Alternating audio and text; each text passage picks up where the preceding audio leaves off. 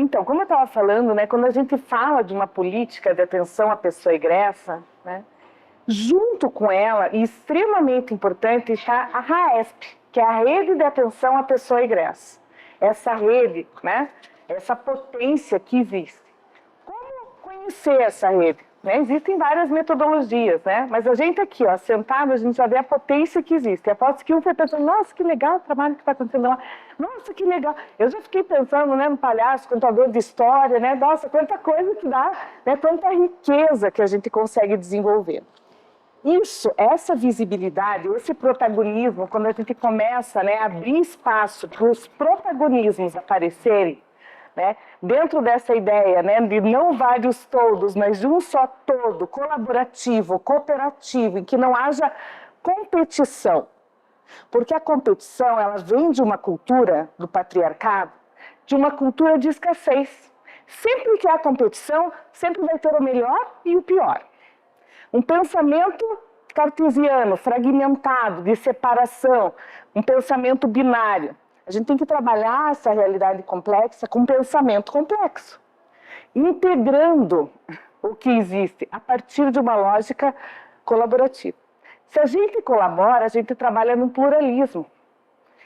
Um monte de projetos surgindo, pipocando.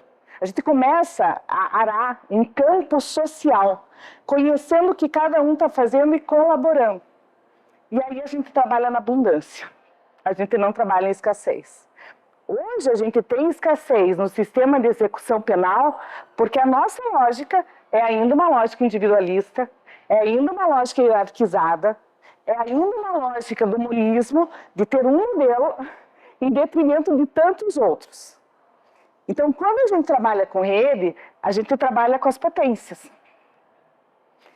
E esse trabalho, né, quando a gente fala em política de atenção à pessoa egressa, essa política, do jeito que ela veio na Resolução 307, ela rompe com um paradigma que está incutido na execução penal há muito tempo, que é o controle dos corpos. Ela vai romper com o controle dos corpos. Não existe fiscalização. O princípio maior do escritório social, equipamento da política de atenção da pessoa egressa, é a voluntariedade. A pessoa ela adere àquele equipamento, porque aquele equipamento vai dar sustentação para ela exercer o seu protagonismo, a sua autonomia. Ela vai ter apoio para isso de uma rede, de uma potência, para ela também se tornar uma potência, junto com essa rede. E nesse sentido, quando a gente trabalha na formação de uma política de atenção à pessoa egressa, a gente está formando, aí eu achei legal que você trouxe a mente aberta, e eu trouxe essa girafinha, não sei se vocês sabem, ela é muito usada na comunicação não violenta, porque a girafa é o animal que tem o maior coração, né? Mas eu trouxe aqui não só pela linguagem compassiva, mas porque além da mente aberta, a gente precisa estar com o coração aberto para se conectar. Tem um autor que se chama Otto Scharmer. Ele trabalha a teoria 1, não sei se já ouviram falar. Então ele fala que a gente está vivendo um momento de crise planetária e que muitos paradigmas estão sendo revistos. A gente muitas vezes, quando conhece algo novo, a gente faz um download com aquilo que a gente já conhece na nossa mente e tenta colocar dentro daquilo que a gente conhece o novo. E aí a gente não está totalmente com a mente aberta e com o coração aberto e com vontade de estar no novo. A gente só fazer um download. Para a gente ver o que está emergindo para o futuro, a gente precisa estar aberto. É fácil? Não é. Porque traz vulnerabilidade. Muitas vezes a nossa zona de conforto, daquele conhecimento que a gente já tem, né, é mais tranquilo do que ir para um caminho que eu não sei direito que caminho é esse. Porque também essa ideia de controle, né, de que a gente tem o controle, né, do que vai acontecer, é uma ilusão. Eu gosto muito, né, para mim é um dos grandes pensadores contemporâneos, que é Edgar Morin. Ele fala que a gente só precisa de uma certeza apenas para caminhar ou navegar, né, num mar de incertezas. Então, na verdade, a gente não sabe. E eu falo que essa parte da política de atenção à pessoa pré-egressa é uma parte em que a gente forma parteiros e não bombeiros. Bombeiros é aquele que vai apagar o incêndio do sistema carcerário. E isso tem muito, só que não resolve. Então a gente precisa formar parteiros, pessoas que façam nascer o novo. Aquilo que realmente precisa emergir desse momento. E essa política de atenção à pessoa pregressa, ela traz aquilo no seu bojo que é o que tem de melhor, de mais humanizado para se trabalhar com a pessoa que está saindo do sistema. Aquilo que há muitos anos eu comecei a trabalhar na área de execução penal há quase 30 anos, em 1994, no milênio passado. E lá a gente já falava algumas coisas, e parece que a coisa não vai, a gente tem vários retrocessos. Mas eu acho que esse é um momento, né, que junto a uma política nacional está aberto um espaço para realmente a gente unir, juntar potências, forças e construir realmente, né, uma política que possa, né, contribuir para o estado de coisas inconstitucional. Porque parece que a lógica que hoje a gente ainda vem trabalhando, que gera uma reincidência, né, no sistema carcerário de quase 70%, é uma lógica que não dá mais, né? E aí, apresentando aqui são algumas, assim, a gente tem... Deixa eu passar aqui. Então, assim, quando a gente fala, né, de uma metodologia, só para trazer isso, né, uma metodologia de mobilização da pessoa pré-egressa, né, a gente está falando de um processo construído em conjunto, de forma, então, colaborativa, entre um profissional e a pessoa presa, num plano para a saída desse sistema, né? Não é para a pessoa, mas é com a pessoa, né? E isso tem uma diferença grande. E quando a gente vai trabalhar nessa preparação para a saída, é muito importante, né, compreender a história de vida dessa pessoa, mas também os fatores estruturais da nossa sociedade. Ter a compreensão da questão social, ter a compreensão das mazelas, né, que são decorrentes, né, da questão social, da desigualdade social, do racismo, a criminalização da pobreza, ter essa compreensão, né, uma visão mais crítica daquela realidade.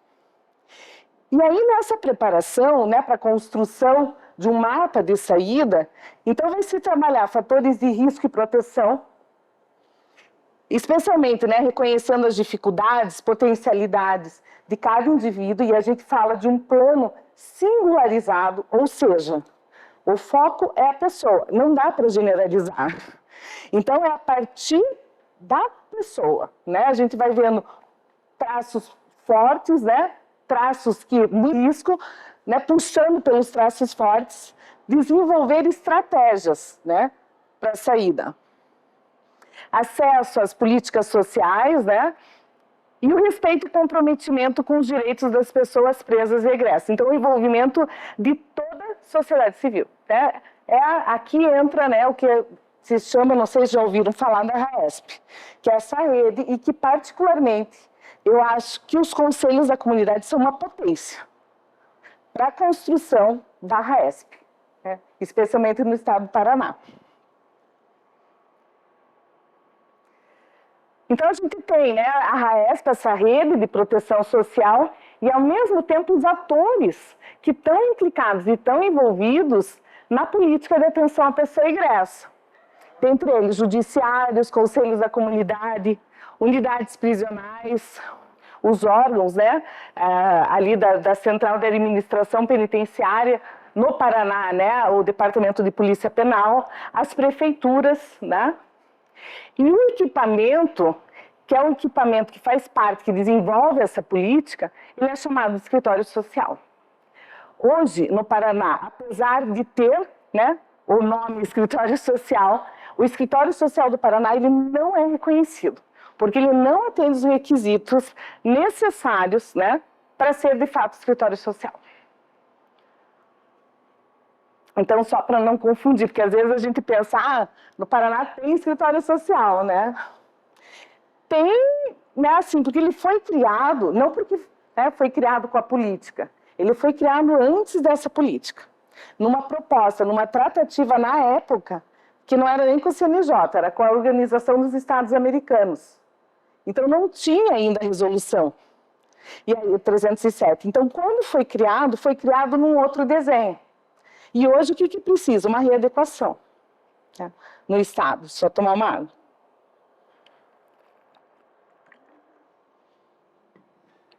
Mas, assim, o equipamento, né, que vai operacionalizar, que vai executar a política de atenção à pessoa egressa é o escritório social.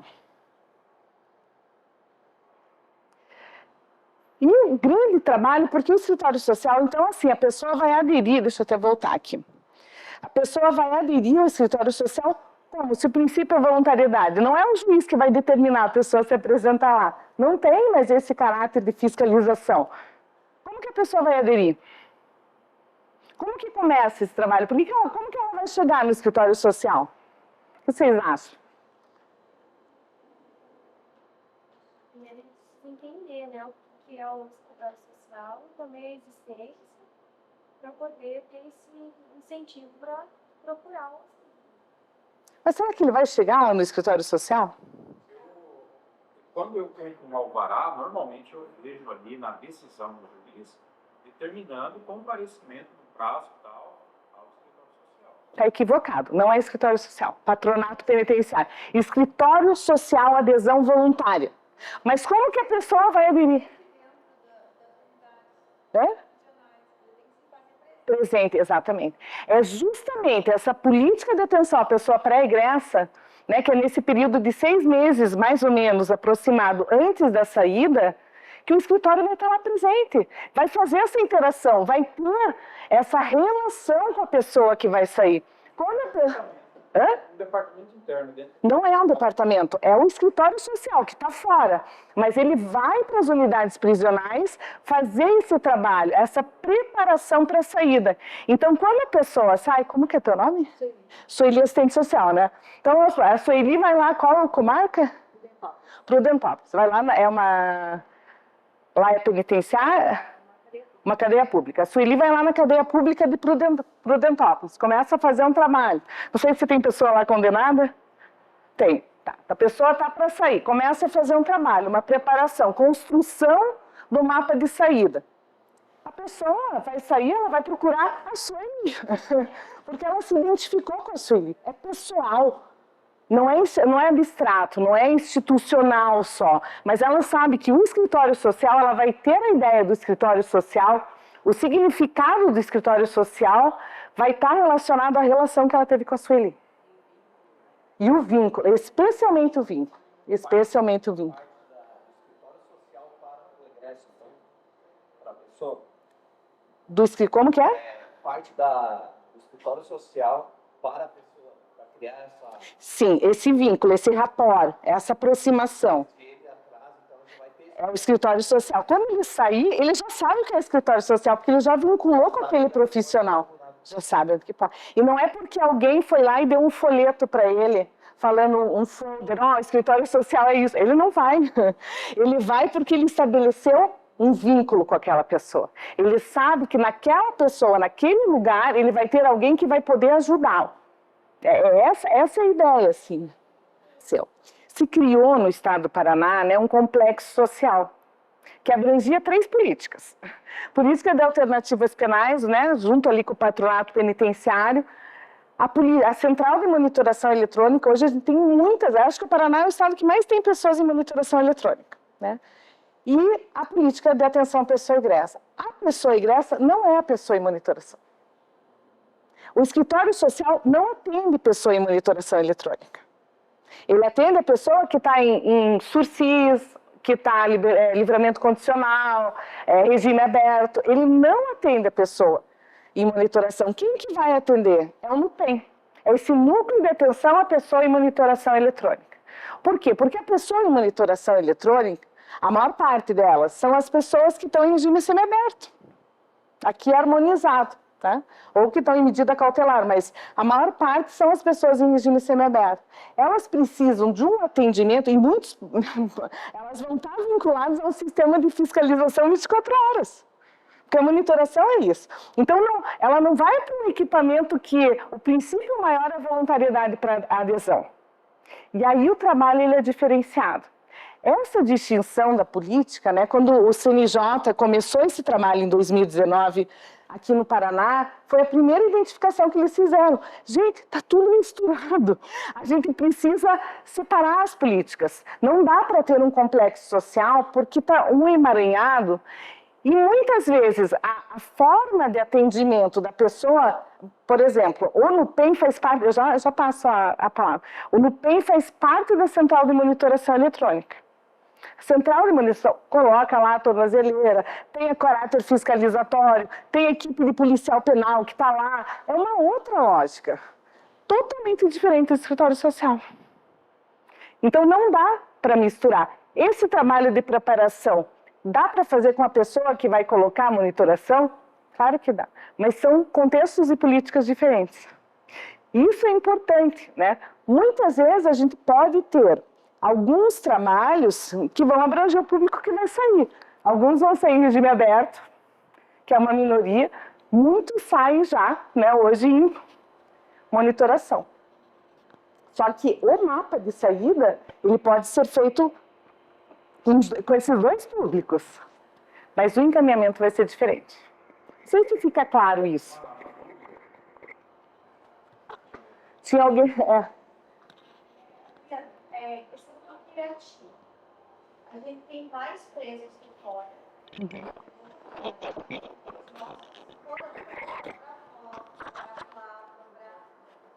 às vezes, eles retornam, aí eles vêm, mas a gente não tem hospitais. Não tem. Aí é muito confuso, porque eles vêm com uma determinação, até veio um formulário ano passado que a gente preencheu, esse ano, se não me engano, aí a gente teve dificuldade de identificar se a pessoa é egressa. Porque ela é egressa, ela já está, vamos entre aspas, dizer que ela já não está mais cumprindo mais nada, ela já cumpriu. Ela é egressa Do sistema. Uhum. Não é monitorado, não é comparecimento. Ele pode estar em regime aberto ainda, pode, né? Eles vêm com um papel lá no escritório social, mas eles não têm. E daí você me fala que o escritório social ele é diferente, você vem um acompanhamento desde lá do momento que ele está preso. Daí o que a gente faz? Porque a gente nem, às vezes nem conhece a pessoa, porque uma pessoa que caiu por droga, tráfico, foi transferido para Foz. Lá em Foz ele ficou 3 anos. Aí ele retorna. Os daqui são de Turvo, são de Santa Catarina, tem alguns. A gente acompanha aqui. Aí a gente manda, né, quando eles saem, né, mas é que as penas são maiores. Tem pessoas que até meus alunos brincam. Professora, eu vou sair em pé deitado, né? O tamanho da minha pena. Eu já tenho 86 anos, a minha pena vai até 93 anos, eu não estou deitado, né? Então, para nós, assim, é uma dificuldade, essa compreensão, até quando vem os formulários. Mas quem que a gente coloca como egressa? Veja, a importância da rede, né? Porque o que acontece? Um profissional vai atender, só que essa pessoa vai para uma outra comarca. Só que ela vinculou com uma pessoa. Desculpa, como que é mesmo o seu nome? Sueli. Ela vinculou com a Sueli, mas ela está indo para Curitiba. Mas Curitiba tem a Renata. Então a Sueli vai falar, olha, você vai chegar em Curitiba, vai ter uma profissional chamada Renata. Você chega lá, você vai procurar ela.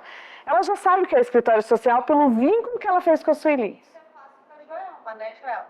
Para a Joelma é fácil, mas a gente tem uma boa relação, né?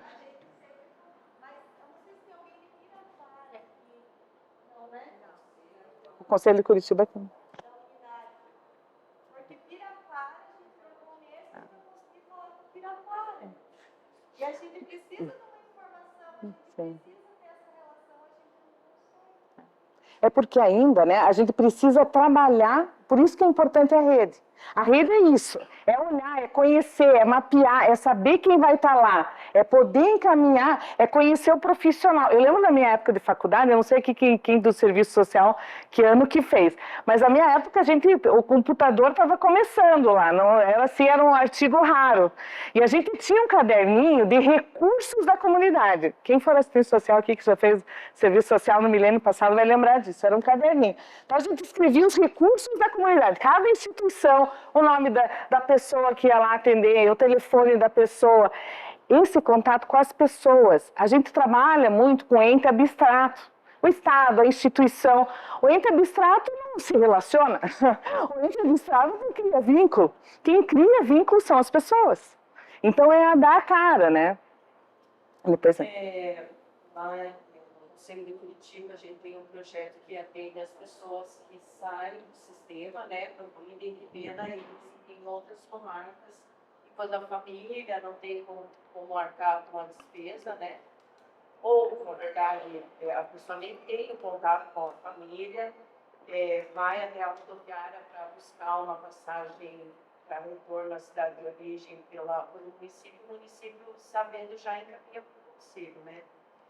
E daí, antes da gente simplesmente só doar a passagem, eu, como assistente social, eu faço um atendimento a essa pessoa, justamente para saber se ela tem esse vínculo com a família, se ela vai ficar em situação de rua para a cidade de origem que ela está indo, se ela chega e ela vai receber a notícia que a família, o familiar faleceu, né? Então ele fica despreparada, e justamente também para evitar as reincidências, né?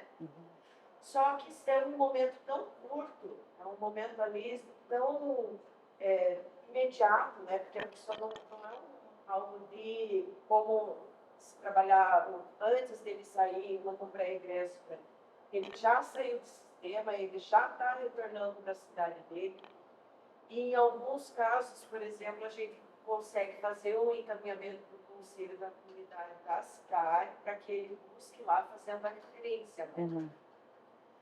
Cultura que a gente não tem o retorno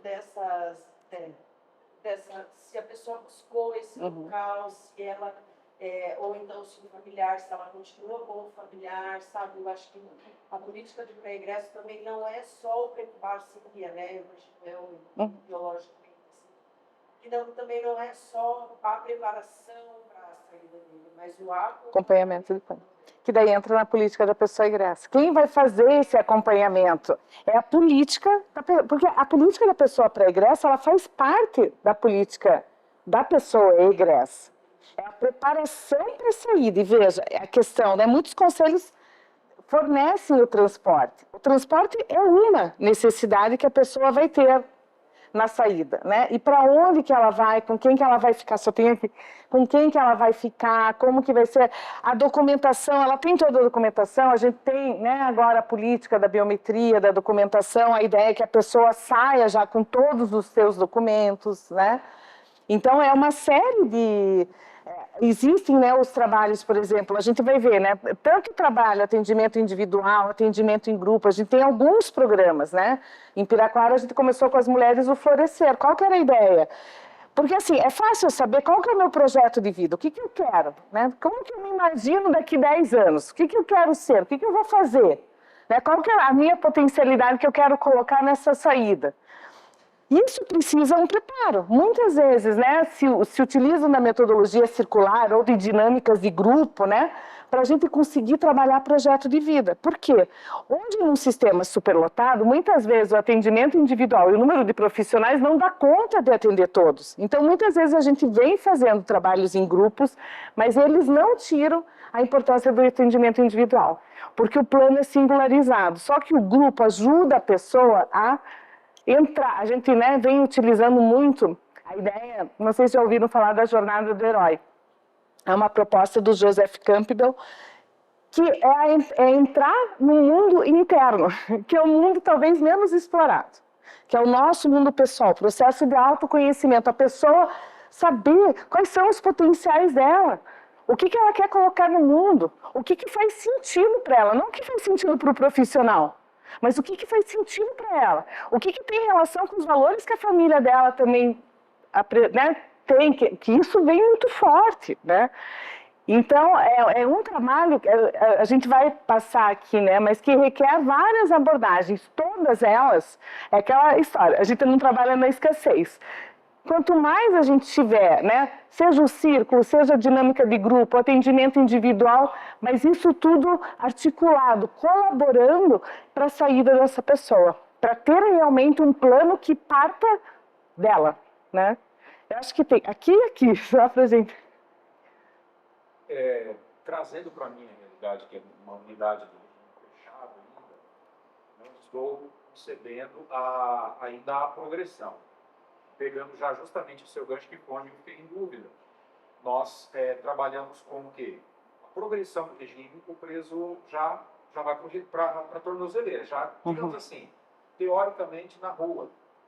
Mas como que esse sistema pré-regresso pode ser implementado dentro de uma unidade ainda fechada, tendo em vista que nós temos ali um público diverso, né? Pessoas com 30, 40 anos e pessoas... Aqui em Guarapuava nós temos a unidade de progressão, que é para presos que no final de pena.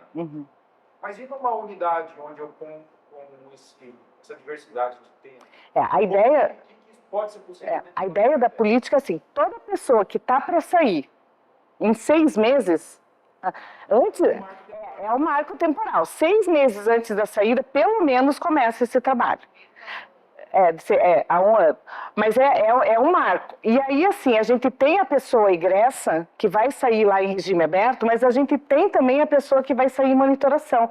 Essa pessoa também precisa ser construído o mapa de saída. Só que é diferente. Porque ela não vai, né, o equipamento que vai fazer o acompanhamento depois dessa pessoa não é o escritório social, a pessoa em monitoração. Por quê? Porque ela vai estar ainda fiscalizada, porque o NUPEM ele está dentro, né, da central de monitoração, ela ainda está, né, sob o olhar, sendo fiscalizada ali, porque é como se ela estivesse no regime semiaberto. Não sei se fica claro isso. Então a gente tem, mas o trabalho também, né, e isso é importante de falar, a pessoa que vai sair em monitoração, não é porque ela vai sair em monitoração, então não vamos fazer, né, o trabalho ali com ela, né, essa preparação para a saída. É super importante, porque é a pessoa que vai estar em maior vulnerabilidade, justamente por causa da monitoração, que a gente vem numa tratativa desde 2019 com o DEPEN.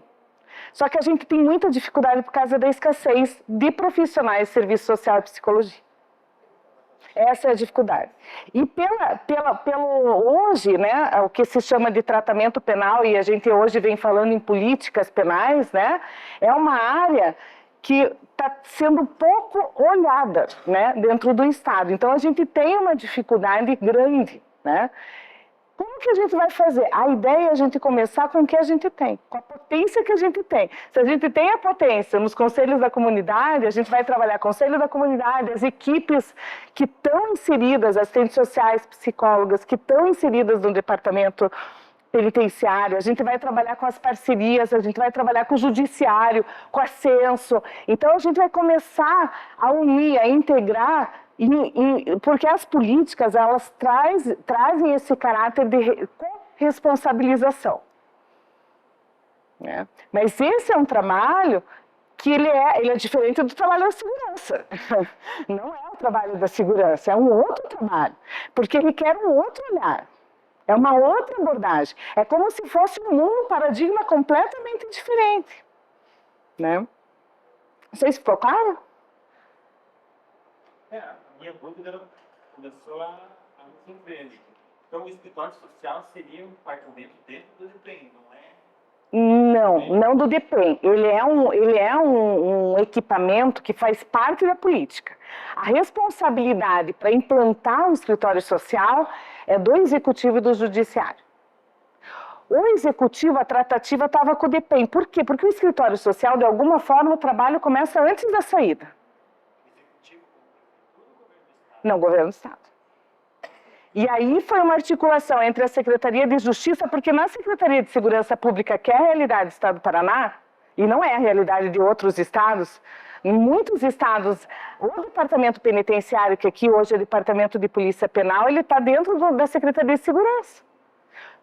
Secretaria de Segurança, como que vai trabalhar com as políticas sociais? Como que vai trabalhar numa perspectiva de escritório social? Então, a gente tem um enrosco no Paraná, e aí como que a gente vai trabalhar dentro da potência que a gente tem? Esse desenho é o desenho que todos nós aqui estamos implicados em fazer. É construir a política, vai ser um desenho que vai ser modelado por cada um de nós que somos atores. E aí, por que é importante pensar? Porque, veja, hoje, 2023, novembro de 2023, a gente está aqui com uma política para ser implementada no Estado. O que a gente for fazer daqui por diante, mesmo sem a gente se dar conta, mesmo de forma inconsciente, a gente vai estar criando, desenhando, criando uma moldura para essa política. Agora, se a gente sentar numa roda, todos os profissionais, vamos conversar, vamos fazer um método design, né? Ver o desenho que a gente está fazendo dessa política, todos nós juntos, cada um lá no seu canto, vamos reunir todo mundo, vamos conversar, para esse desenho não ser um desenho disfuncional, não ser um desenho que não seja mais do mesmo, de uma política que não atende.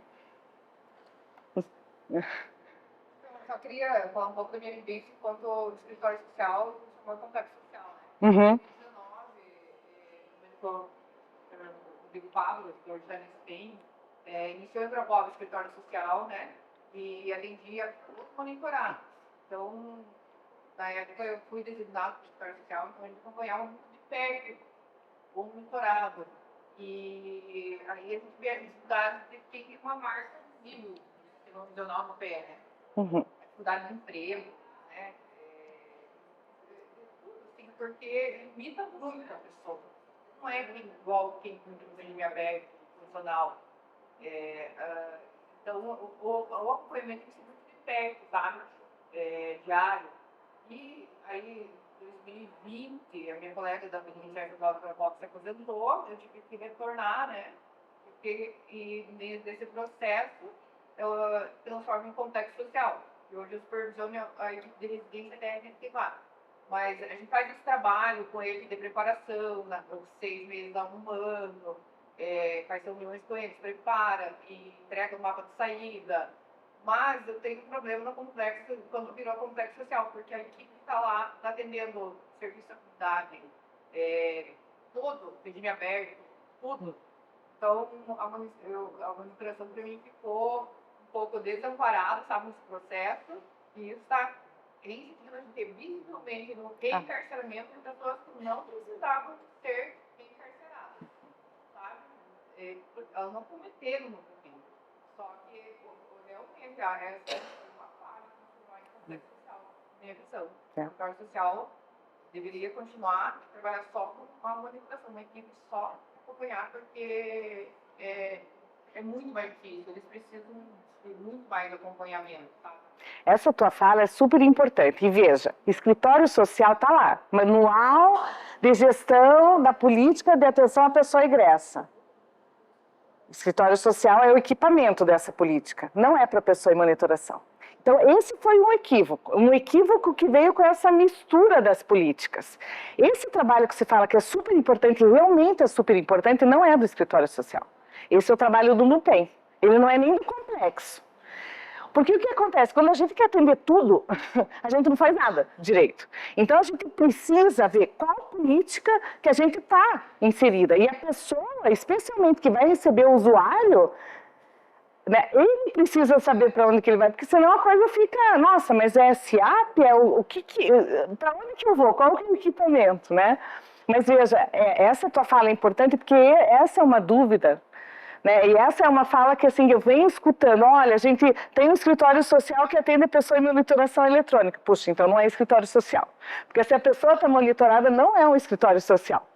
Então, assim, para a gente conseguir fazer essa moldura, fazer juntos esse desenho, o primeiro ponto é a gente conhecer, de fato, essas políticas juntos.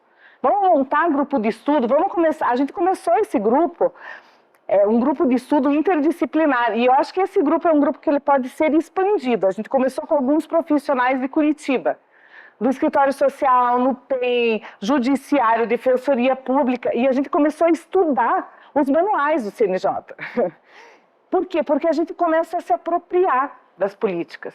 A maioria, hoje, mesmo dos operadores do direito, não conhecem as políticas. elas são novas, né? Então, começar para a gente conseguir fortalecer e construir, né? Eu acho que essa é uma... Eu já passo.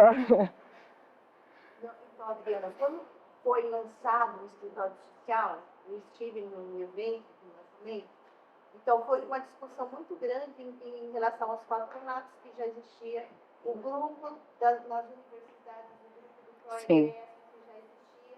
E ficou Com a 7, né? o que eu tinha entendido é que o município teria que criar esse escritório social para atender a demanda do seu município. E foi aquela loucura, porque ninguém queria, porque a questão seria um cabide de emprego, pelo que a gente entendeu naquele dia, que a pessoa que ia coordenar o escritório social, ela seria nomeada pelo prefeito, né? E aí teria as equipes técnicas para trabalhar. Então foi aquela loucura, assim, e depois eu não ouvi mais falar em escritório social, estou vendo hoje.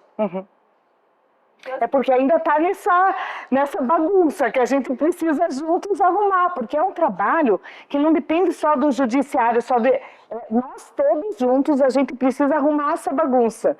O que é o escritório? Como que a gente vai desenhar isso da melhor forma, né? Não, mas aí teria que ser ou o Estado assumir e assumir realmente o escritório e depois colocar os técnicos para trabalhar especificamente nessa situação. Porque da época que foi lançado, e houve toda essa confusão do município, aí todo mundo, pô, mas, por exemplo, eu estou colado com Maringá. Nossa, mas e o ProIGRES? Como que vai ficar o ProIGRES? Que já existe, é um trabalho antigo. Sim. Então ficou aquela confusão. O município vai arcar? Quem vai assumir? Vai ser um cabide de emprego a mais? É isso. Essa é a conversa que gerou naquela época e que hoje a gente está voltando aqui para essa discussão do escritório. Então acho que tem que talvez fazer essa definição do caminho para a organização. Porque depois se juntou tudo no complexo social e aí a coisa se perdeu. Então agora o que a gente precisa fazer? Organizar, né? Organizar novamente, né? Porque são áreas que são extremamente importantes, né?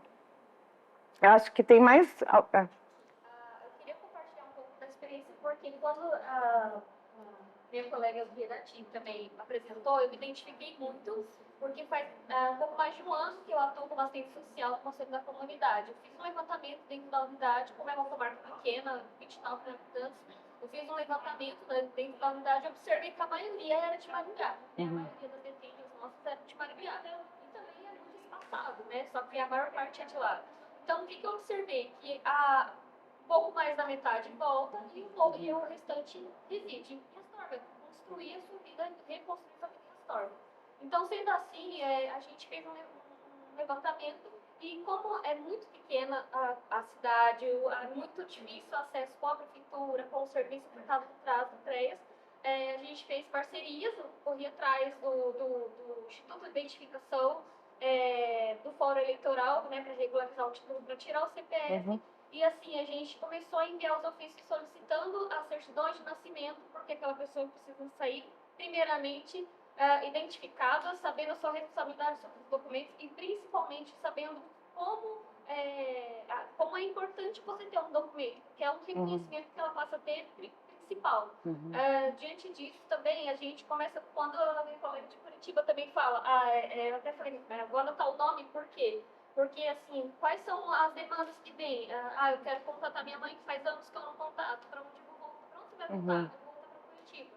E eu observei que eu tentei contato com aquele familiar, como eu não sou de Curitiba, é uma idosa, não tem telefone, então vou acionar o Conselho de Curitiba para ver se tem como fazer viabilizar esse retorno, porque ela vai retornar e vai querer contatar a mãe, que faz tempo, não tem notícia, é idosa, não tem acesso aos meios, não tem uma formação na tecnologia, né, informações sobre tecnologia. Então, assim, diante disso também, por mais que há uma resistência do município, existe o serviço ofertado pelo CRAS-CREAS.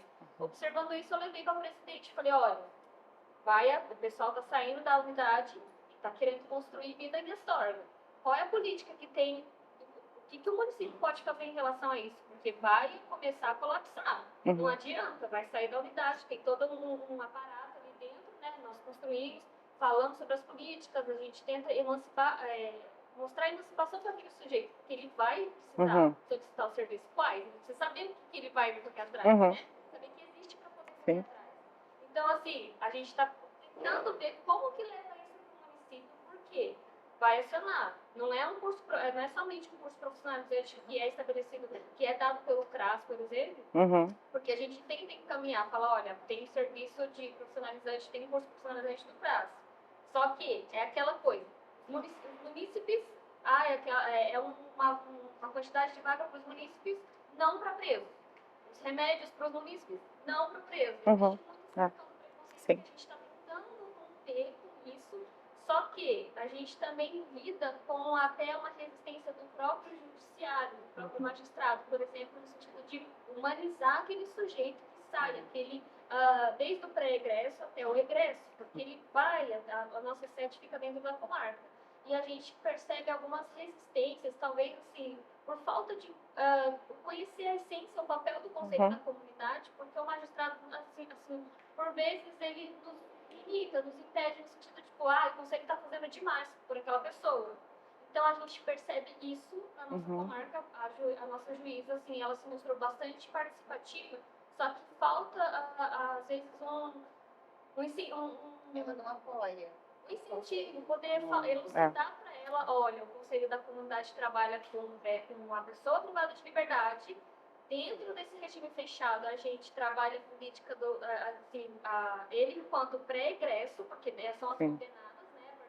Eu não trabalhava com essa questão mesmo porque eu não tinha conhecimento, mas assim, eu sempre estou tentando, como é uma cadeia com 80 presos, eu consigo ter um panorama ali, saber quem está perto de sair, tanto que isso que você falou que elas voltam para buscar, é muito, muito nítido, porque elas realmente voltam pra gente. A de Maringá, eu já falo, olha, tem o Conselho da Comunidade de Maringá, busque saber, o NUPEM também, a gente está construindo uma boa relação com o pessoal, é justamente a rede.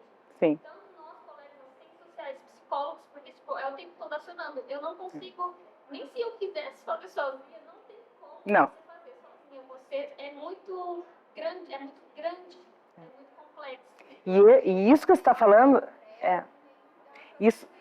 é um grande desafio. É o que a gente, né? Porque a gente ali no GMF, a gente vem atuando no âmbito estadual. Então, não tem como trabalhar essas políticas isoladamente. Não tem. A gente precisa criar espaços para dialogar.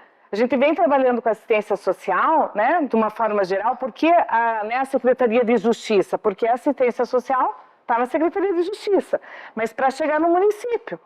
Por exemplo, hoje a gente tem, não sei se vocês sabem, no Complexo Médico Penal, 36 pessoas asilares, ou seja, tem alvará de soltura e não sai de lá e não tem, o município não quer, né, não fornece, a Renata sabe, residência terapêutica. Aí a gente foi articular com o município ali de Pinhais e eles queriam fazer um sistema ali diferente para atender no CRAS. Na assistência social, não. O indivíduo é um cidadão, ele tem direito à assistência social, né? Então, é um processo. Com magistrados, muitos magistrados, mesmo estando na VEP, não conhecem ainda as políticas. Elas são novas, gente, elas são recentes. Se a gente pegar as políticas, a maioria vem de 2019 para cá. Então, é um processo, a gente estava até pensando, né? Quem sabe aí o próximo evento da FECOMPAR, né, dos Conselhos da Comunidade, a gente possa fazer junto o encontro dos juízes da execução, dos magistrados no mesmo período, fazer uma semana. E aí eles participam e começam a ter essa interação, esse diálogo, porque o sistema de execução penal é um sistema que envolve vários atores. E esses atores precisam dialogar. Como diz ontem o desembargador Rui, o carro está entalhado, não adianta um puxar de cada lado. Então a gente precisa criar espaço para dialogar e começar a conversar, né?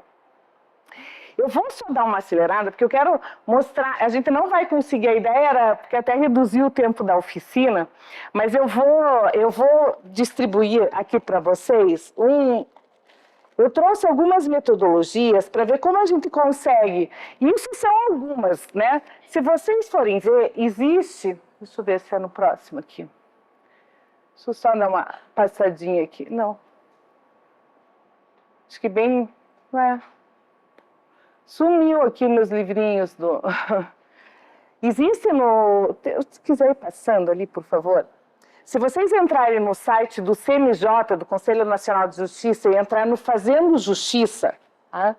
Vão ter vários materiais das políticas, seja a Central de Monitoração, CIAP, né, a política, especialmente que a gente está tratando aqui, né, de atenção à pessoa egressa.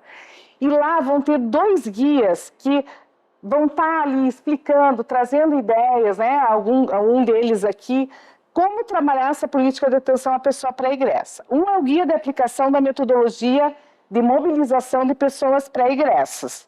E o outro é o caderno 2, metodologia para singularização do atendimento a pessoas em privação de liberdade e egressas do sistema prisional. Eu vou passar para vocês darem uma olhada, mas se vocês entrarem no site, vocês vão ter esse material em PDF. Vou passando aqui, que daí vocês...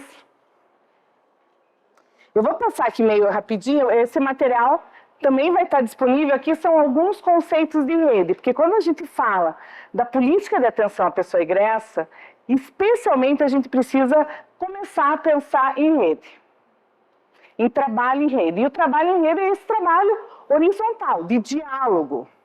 E da gente começar, não tem quem determina, não tem um comando. É um trabalho que é articulado. A gente entra num processo de autopoiese social. O Maturana vai me matar, porque ele fala que não existe autopoiese social. Não sei se vocês conhecem esse conceito de autopoiese do Humberto Maturana. Não? Ele fez uma pergunta, né? Assim, o que define um ser vivo? E aí, né? O que define um ser vivo? E aí eles começaram a pensar e um aluno perguntou para ele, fez uma pergunta, não sei qual foi, isso ele que me respondeu. E aí, quando esse aluno fez a pergunta, ele falou, gente, é isso que define um ser vivo, é a capacidade de se auto-organizar. Né? Você vê, todo ser vivo, seja o menor que seja, ele tem essa capacidade de se recriar, de se reproduzir, de se auto-organizar. Aí, não sei se vocês conhecem o físico Fritjof Capra. Já ouviram falar? Ponto de mutação, tal da física. Ele falou, opa, isso acontece nos sistemas sociais também. Nas pessoas, quando elas interagem, tem sistemas que se tornam sustentáveis, se auto-organizam. E os sistemas que funcionam em rede, que é um sistema que não tem um centro, nem tem vários centros descentralizados, mas é um sistema que a gente fala que é um sistema distribuído. Esse foi um estudo de um economista chamado Paul Baran, e ele fez das organizações, né? Então, tem organizações que têm uma forma de se organizar que é um centro.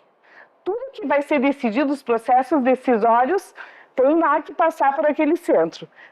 Se esse centro aqui tem problema, o sistema morre, é insustentável.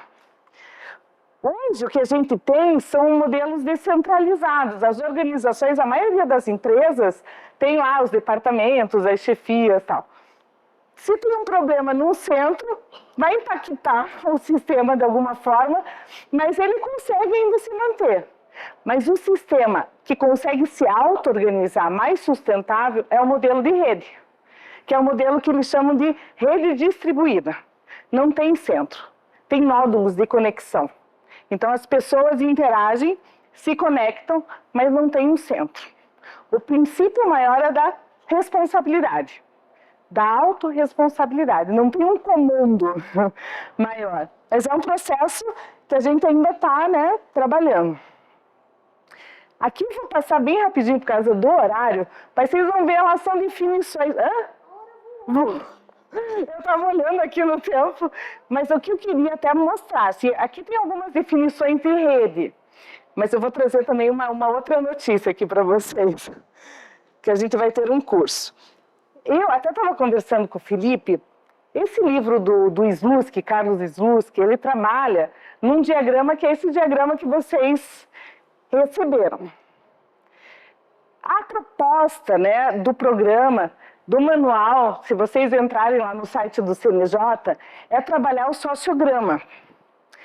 O sociograma é muito interessante para compreender as relações desse indivíduo, dessa pessoa pré-egressa, para poder fazer esse mapa de saída, porque se faz o mapa de saída, partindo da pessoa. Mas se precisa entender quais são as interações, qual que é a rede de sociabilidade dessa pessoa.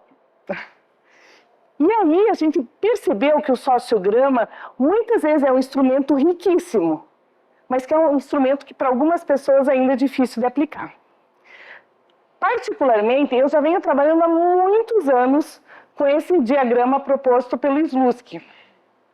Esse diagrama, quem é da área de mediação, o Carlos Slutsky, ele é casado com a Sarah Kolbe, que é quem propôs a mediação circular narrativa. Eu falo isso porque eu descobri isso acho que uns 10 anos depois, falei, eles são casados, né? Tipo, eram duas pessoas para mim totalmente separadas, assim, né? Mas eu gosto dessa rede porque além de identificar, e aí por isso que eu até falei para vocês estiverem com caneta, se vocês quiserem fazer um teste com vocês, né? Como que você faz? Sobrou um papelzinho? Deixa eu pegar. A ideia desse diagrama de preenchimento ele é assim. Então, por exemplo, aqui o primeiro quadrante, vamos começar aqui, família. Não tem um primeiro, né, mas família. O indivíduo está no centro. Vocês estão vendo bem aqui? Tá. O indivíduo está no centro. Então, ele vai ver quais são as relações familiares que ele tem. Ele vai pensar. E aí, assim, quanto mais íntima a relação, ele vai colocando nesse primeiro, aqui, mais próximo do centro. Se a relação for mais distante, não tão íntima, ele vai vindo mais para a parte externa. Então, ele vai, né, quem quiser preencher, né, eu gosto de preencher porque, assim, isso aqui mostra como que a gente está num determinado momento. Se a gente fizer esse mesmo diagrama daqui a um ano, ele vai estar diferente. Então, aqui são as relações familiares, aqui as relações de amizade e, da mesma forma, relações de trabalho e estudo e relações comunitárias. E comunitárias podem entrar religiosas, enfim, né, questão espiritual. Então, a pessoa vai preenchendo e depois ela começa a identificar que função que essas pessoas exercem. Por exemplo, tem algumas pessoas que a gente colocar aqui, mas eles, eu tenho lá uma amiga que exerce uma função de apoio emocional. Quando eu estou triste, preciso chorar, não estou legal, eu ligo para essa pessoa, ela exerce essa função. E aí a gente pode identificar também que função que a gente exerce para essas pessoas que fazem parte dessa rede de sociabilidade. Essas funções estão aqui, ó, tá? Para vocês, né, terem conhecimento. Eu gosto muito desse instrumento. Eu comecei a trabalhar com ele no Juizado Especial Criminal, com as pessoas que chegavam lá por posse de droga para consumo pessoal. Eu fiquei 2 anos aplicando isso, esse diagrama com as pessoas. E o que eu percebi? Que quanto mais envolvimento com a droga, mais escassa a rede social pessoal. A parte de relações comunitárias e relações de trabalho e estudo, praticamente zerada. Relações de amizade, nem relações íntimas, praticamente zerada. E familiares, quanto mais envolvimento, também a intimidade, né, as relações íntimas vão se perdendo. Então é muito interessante, porque quando a gente constrói, né, esse mapa com a pessoa, e não para a pessoa, mas com ela também vai percebendo como que ela está. E a gente vai percebendo que apoios que ela tem. Porque a gente vai vendo no que ela tem de relações, que funções que essa pessoa exerce na vida dela. E a partir daí, por exemplo, recentemente, né, atendi um caso em Foz do Iguaçu, que foi um caso que foi lá para a Civide, né, de Foz foi para Curitiba, Civide atendeu, aí a Civide pediu, eu estou morando hoje em Foz do Iguaçu, apesar de trabalhar no GMF, aí pediram para o GMF fazer o atendimento de uma pessoa. Nessa rede de interações, 2 relações só a pessoa tinha. Mãe e irmã. Só. Mais nada. Com medida protetiva contra a irmã. E a irmã morava a 100 metros da casa da mãe, ela não podia se aproximar da mãe. O que fazer? Então é interessante, porque a própria, né, quando a gente vai vendo isso com a pessoa, porque às vezes a pessoa não se dá conta como que ela está. Quais são as interações que ela tem? E às vezes ela tem mais interações do que ela achava que tinha. E às vezes tem mais apoio de pessoas que ela não percebia que tinha. Então, esse é um instrumento, né, que ele pode substituir, né, vocês vão ver no manual que está o sociograma, ele substitui no sentido assim, ele também traz essa riqueza desse mapeamento das relações de sociabilidade do indivíduo. Então, aqui para, né, deixar aqui com vocês, a ideia era a gente preencher, assim, porque é legal de fazer, né.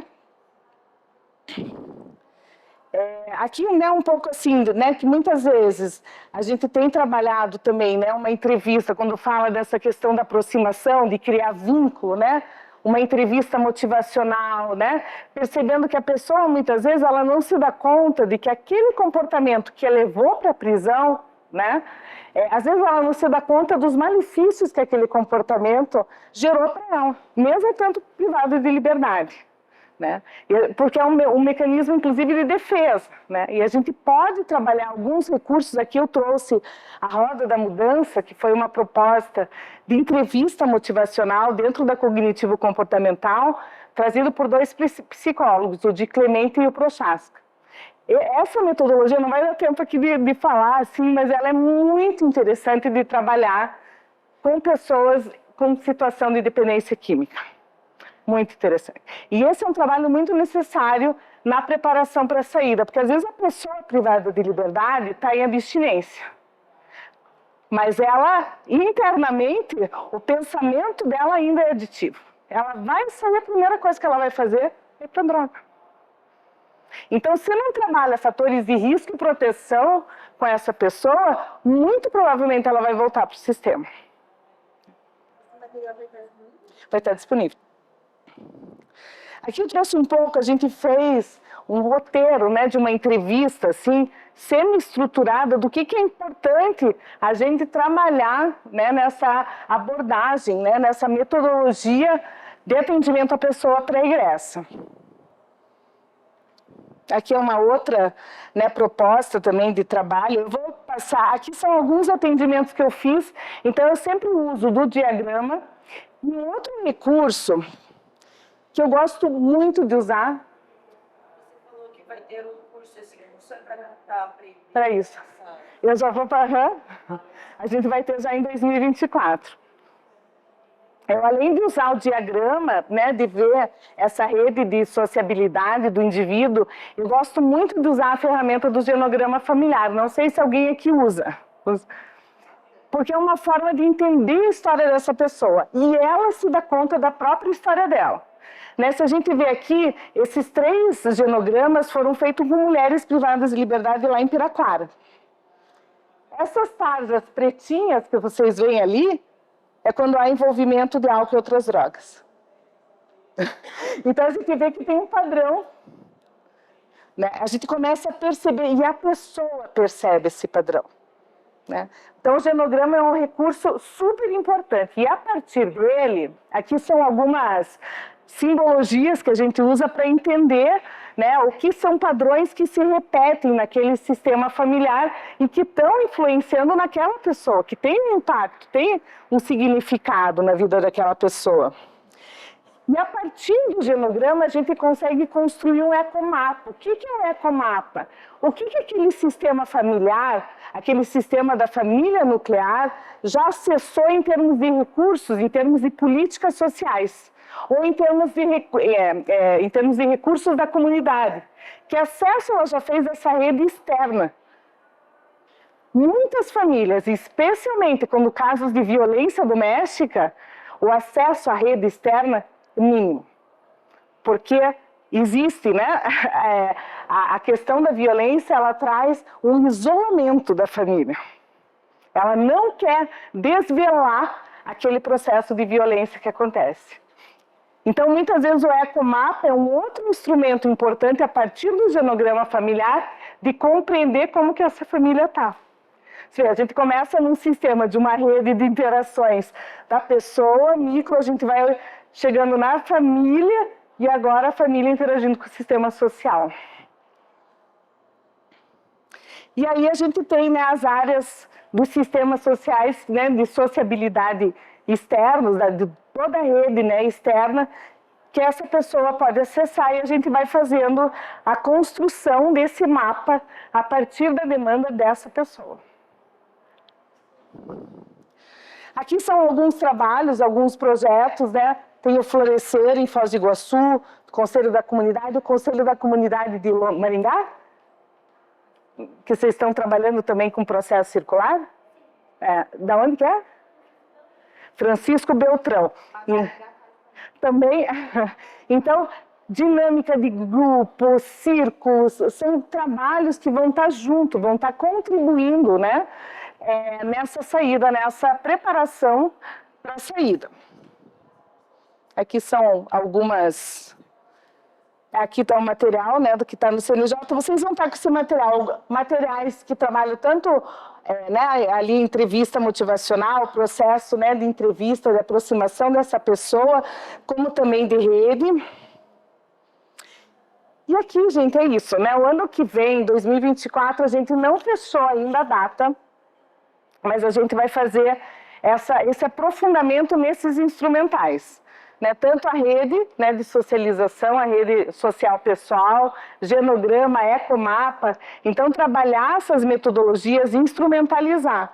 E aí, esse QR Code, quem quiser colocar, já tem uma pré-inscrição para a gente já fazer uma organização. Vai ser um curso e uma parceria da FECompar com o GMF, né, que vai ser daí ofertado no primeiro... O que eu sei é que no primeiro semestre do ano que vem. Tá?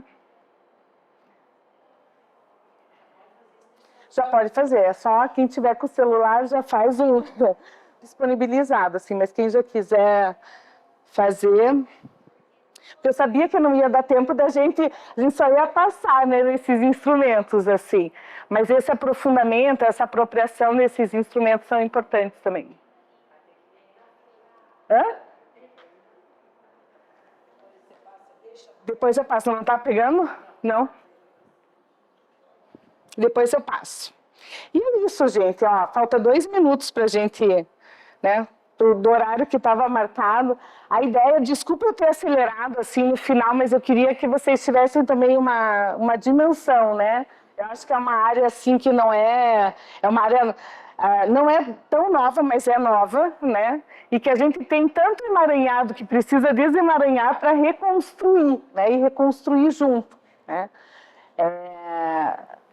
Então, a ideia assim, é poder contribuir, né, nesse esclarecimento da própria política de atenção à pessoa egressa e aonde que se insere, né, esse trabalho com a pessoa ainda privada de liberdade, né, na preparação para a saída.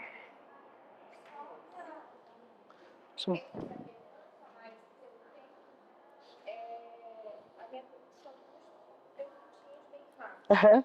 Se nesse grupo que vocês estão trabalhando, estudando as políticas, tem representantes do Estado, por exemplo, do Poder Executivo, porque justamente, né, quem está ali que vai administrar todo esse processo, a parte executiva, é justamente essas pessoas. Eu falo isso porque as questões, por exemplo, de cadeias públicas, com essa reorganização, essa reestruturação que depende passou a determinado estado do Paraná, Sim. a gente vê essa rotatividade muito grande de pessoas e a gente, de fato, não consegue, muitas vezes, ter tempo hábil para fazer qualquer trabalho com uma pessoa que está chegando.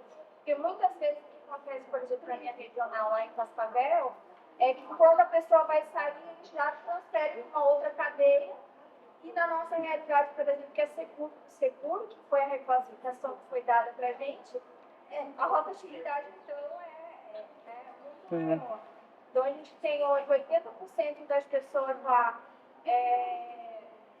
condenadas e a gente percebe esse contrafluxo, na verdade, né, de pessoas que saem da penitenciária e vão para a cadeia, o que deveria ser. Sim, sim. Mas tem, e a gente, assim, é um trabalho de formiguinha, a gente está... Quem que participa desse grupo, e a ideia, a gente já tinha pensado nessa ideia de ampliar e talvez por regional, porque é um grupo muito rico. Então, assim, tem psicólogo, assistente social, pedagogo do DPEM, tem da Defensoria Pública, do Tribunal de Justiça, tem da VEP também, além, né, da gente ali do GMF,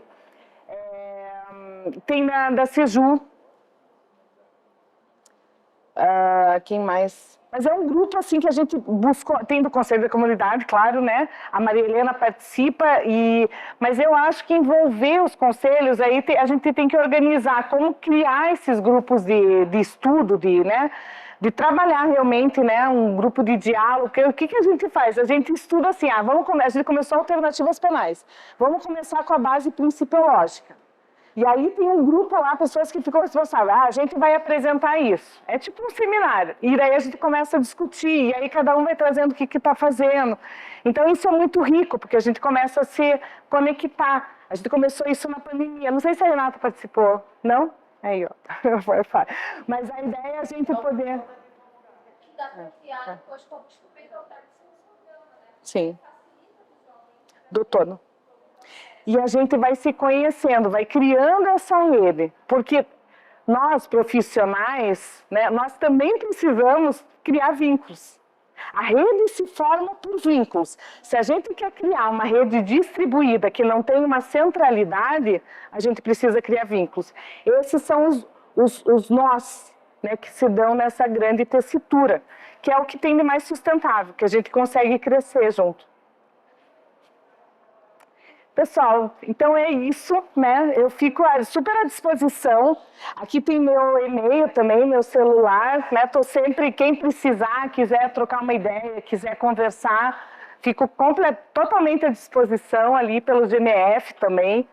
Né? Às vezes alguns conselhos precisam de algum apoio, né? Muitas vezes é prestação pecuniária, mas o apoio técnico também, quem precisar, né? Hoje estou eu, né, no serviço social ali, a gente tem a Maísa como psicóloga, né, ali do GMF, então a gente está criando um laboratório também, no GMF já é uma notícia, não está criado, mas esse ano vai sair um laboratório interdisciplinar de estudo e práticas em políticas penais e socioeducativas.